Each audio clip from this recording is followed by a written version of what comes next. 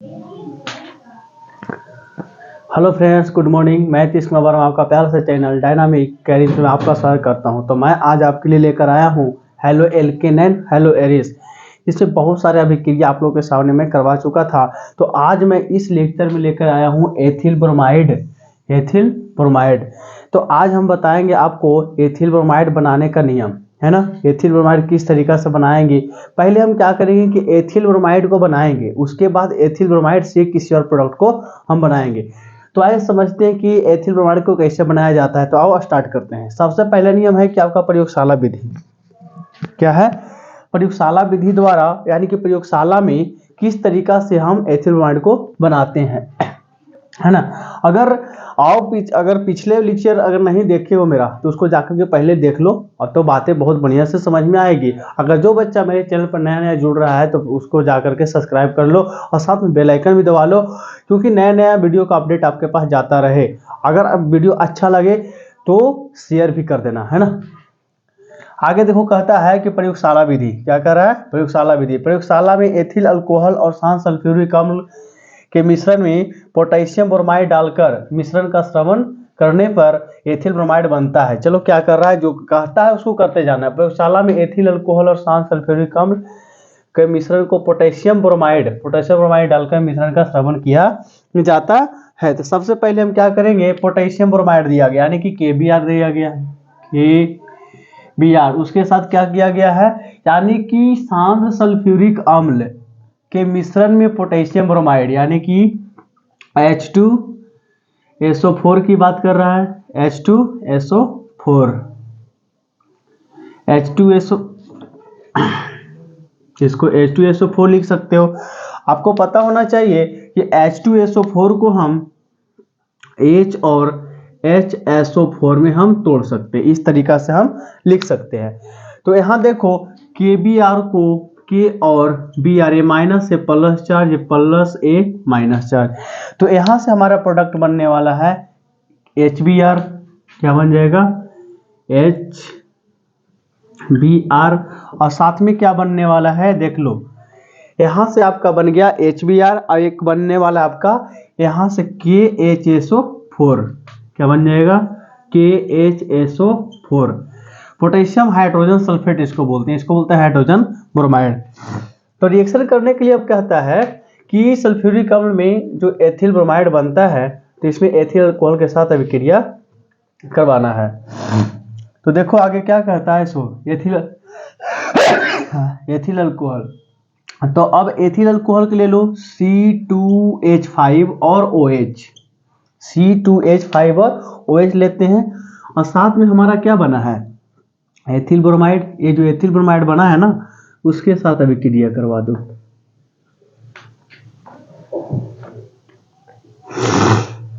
इसके साथ क्या करेगा, अभिक्रिया करेगा।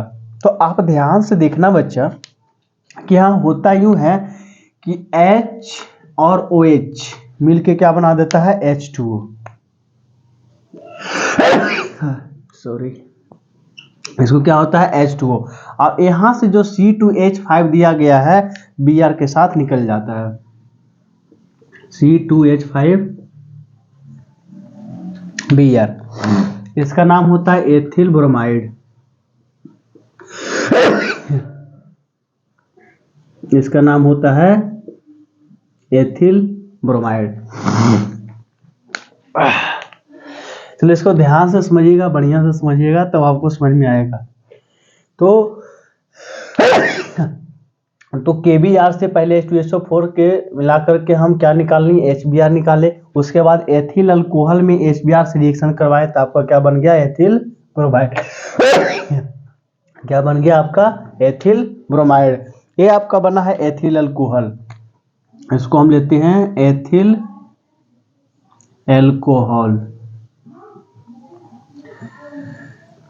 इस तरीका से हम क्या करते हैं, एथिल ब्रोमाइड का निर्माण करते हैं। इसको हम प्रयोगशाला में जाकर बना सकते हैं। तो आइए चलते हैं अगले रिएक्शन की ओर। जैसे प्रयोगशाला विधि तो हम देख लिए थे। अब क्या करेंगे, एथिल ब्रोमाइड और एथिल ब्रोमाइड तो बनाना ही है ना। यहाँ एथिल अल्कोहल होगा। एथिल अल्कोहल, एल्कोहल,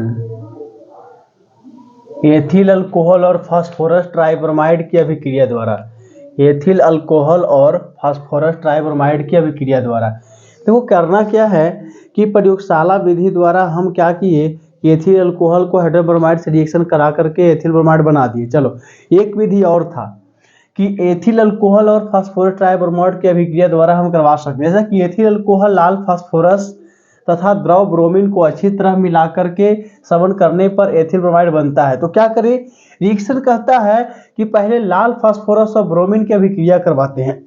तो करवाओ लाल फास्फोरस। तो पी की अभिक्रिया किसके साथ करवाना है, ब्रोमीन के साथ अभिक्रिया करवाना है। और उससे अभिक्रिया कराने पर ये दोनों को क्या बनता है, फास्फोरस ट्राइब्रोमाइड बनता है, यानी कि PbR3 बनेगा। यहां से क्या बनने वाला है, PbR3, जिसको बोलते हैं फास्फोरस ट्राइब्रोमाइड, जिसको बोलते हैं फास्फोरस ट्राइब्रोमाइड, ट्राइब्रोमाइड, इसको बोला जाता है फास्फोरस ट्राइब्रोमाइड। इसको बोलते हैं लाल फास्फोरस, इसी को बोलते हैं लाल फास्फोरस, फास्फोरस। ये सब बातें ध्यान रखें। इसको बोलते हैं ब्रोमीन, है ना। तो ये दोनों आपस में रिएक्शन करके बनाता है PbR3। जैसा कि देखो यहाँ से PbR2 और यहाँ PbR3 बन गया। तो ये क्या संतुलित है, बिल्कुल नहीं है। यहाँ पे Br2 कितने हैं, Br कितने हैं, 2 है, यहाँ Br3 है। अब देखो इसको हमको संतुलित करने के लिए क्या करना पड़ेगा, सबसे बड़ी चीज है कि आपको यहाँ पे अगर 2 लगाते हो बच्चों, अगर यहाँ पे 2 लगा दिए संतुलित करने के लिए, अगर देखो ध्यान से, तो अगर यहाँ पे अगर 2 लगाते हो तो फास्फोरस कितने हो जाते हैं, 2। तो यहाँ पे भी 2 लगाना पड़ेगा। तो यहाँ पे कितने Br हो गए, 6। तो यहाँ पे क्या लगा दो, 3 लगा दो, तो ये भी 6 हो गया, यानी कि हमारा संतुलित हो गया। तो अगला रिएक्शन की ओर हम बढ़ते हैं। तो कहता है एथिल अल्कोहल किसके साथ अभिक्रिया करता है, फास्फोरस ट्राइब्रोमाइड के साथ अभिक्रिया करता है। देखो कहता है फास्फोरस ट्राइब्रोमाइड बनाते हैं जो एथिल अल्कोहल को एथिल ब्रोमाइड में परिवर्तित कर देता है। पहले लाल फास्फोरस ब्रोमीन के साथ अभिक्रिया करेगा, जो फास्फोरस ट्राइब्रोमाइड बनाएगा। उसके बाद क्या होगा, देखो C2H5 जो दिया गया है अल्कोहल, ये करवाएगा PbR3 से रिएक्शन करा देगा। तो एक ट्रिक द्वारा आपको समझाते हैं, समझिएगा। एक ट्रिक द्वारा समझो कि C2H5OH जो दिया गया है, क्या इसको PbR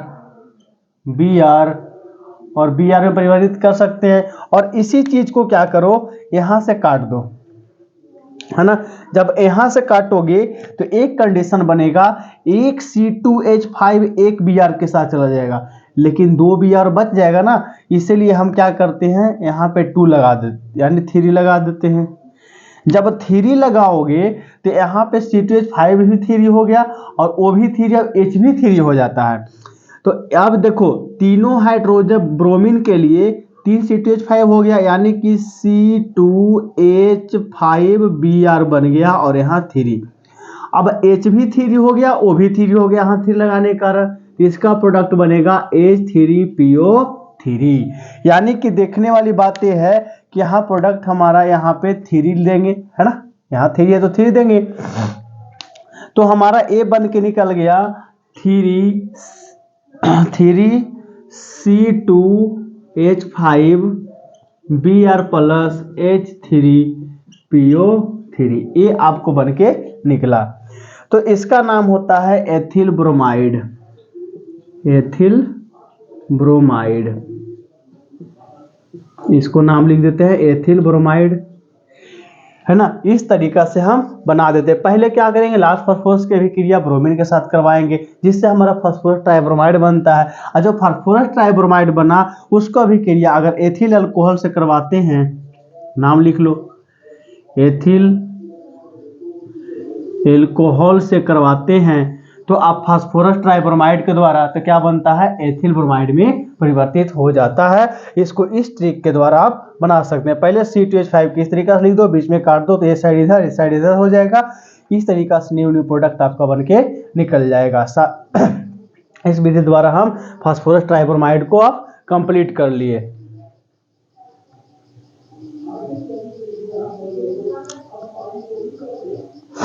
ये था प्रयोगशाला विधि, है ना। प्रयोगशाला विधि में ये जो था ये आप पूरा बना सकते हो। ये भी जो नियम है एथिल अल्कोहल और एथिल ब्रोमाइड, इसको हम प्रयोगशाला विधि से बना सकते हैं। प्रयोगशाला विधि द्वारा हम इसको क्या करेंगे, बनाएंगे। प्रयोगशाला विधि, प्रयोगशाला विधि द्वारा दो कैटेगरी से बनाए थे, एक एथिल अल्कोहल था और HBr था। इस विधि जो दो गो आपको रिएक्शन बताया गया तो इसमें आपका इस विधि द्वारा भी हम प्रयोगशाला विधि का निकाल सकते हैं। प्रयोगशाला विधि से दो तरीका से रिएक्शन आपको बनाने के लिए बता दिए। तो अब हम इसके एथिल ब्रोमाइड जो दिया गया है इसका हम गुण पढ़ेंगे। क्या पढ़ेंगे, गुण। तो गुण हम अगले लेक्चर में पढ़ेंगे, क्या गुण होता है, भौतिक गुण, रासायनिक गुण, सारा विश्लेषण बढ़िया से कराएंगे नेक्स्ट लेक्चर में। तो इस लेक्चर में इतना ही रहेगा। थैंक यू, धन्यवाद। आगे बढ़ते रहिए, पढ़ते रहिए।